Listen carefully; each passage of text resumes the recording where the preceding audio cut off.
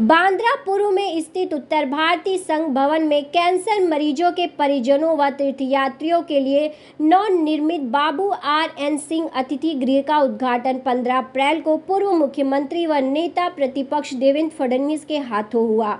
उत्तर भारतीय संघ के अध्यक्ष संतोष आर.एन. सिंह ने बताया कि बाबू आर.एन. सिंह अतिथि गृह को नो प्रॉफिट नो लॉस पर चलाया जाएगा। महाराष्ट्र समेत दूसरे राज्यों से विशेषकर उत्तर प्रदेश, बिहार और मध्य प्रदेश से आने वाले कैंसर मरीज मुंबई के टाटा कैंसर अस्पताल में इलाज कराते हैं। उन्हें उनके परिजनों को अस्पताल के बाहर सड़कों पर ही रहने के लिए मजबूर होना पड़ता है।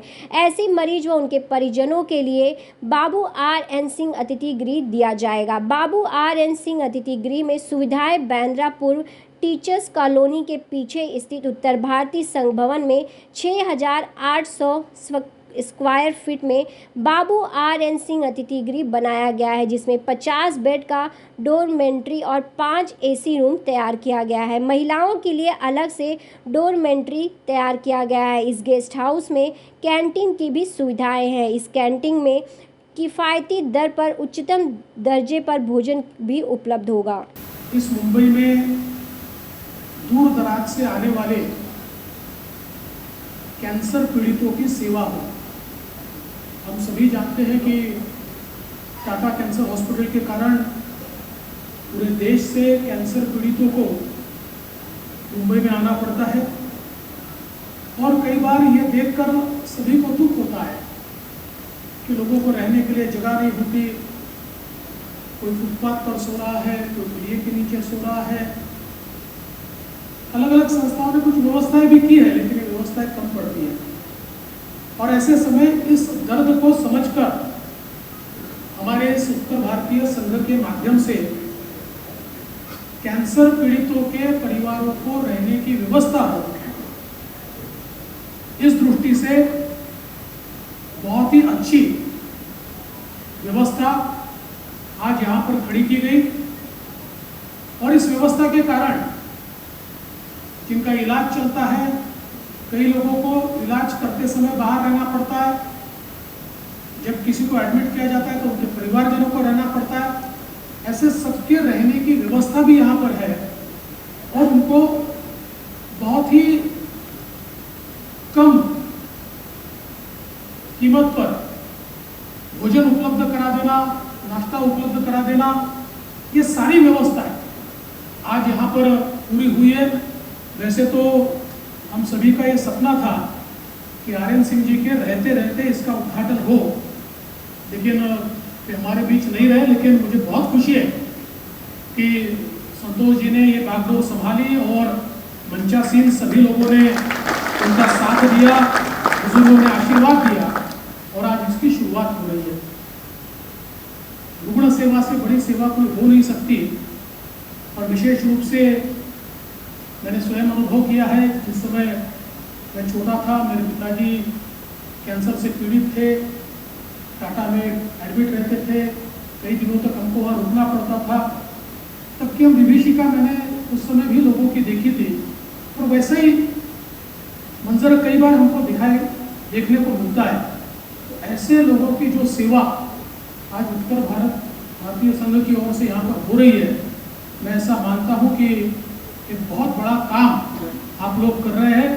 मैं आपको बहुत बहुत बधाई देना चाहता हूँ, दिल से बधाई देना चाहता हूँ।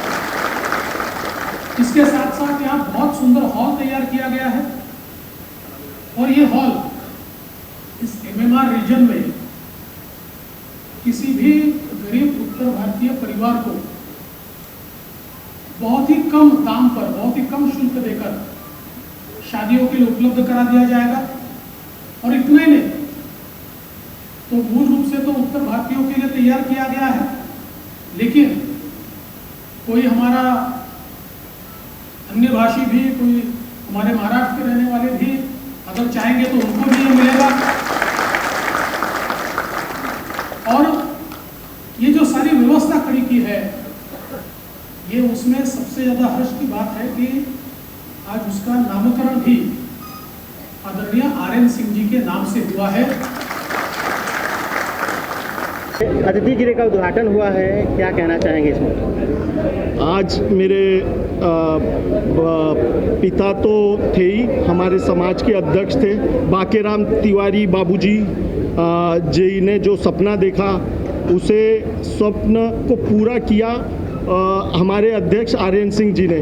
मैं तो एक निमित्त बना हूँ इसके बीच में सिर्फ बोलने वाला। मैंने आज तक कुछ नहीं किया, जो भी किया था हमारे अध्यक्ष जी ने करके रखा था। और अध्यक्ष जी की बहुत ये थी कि देवेंद्र जी ही इसका ओपनिंग करें।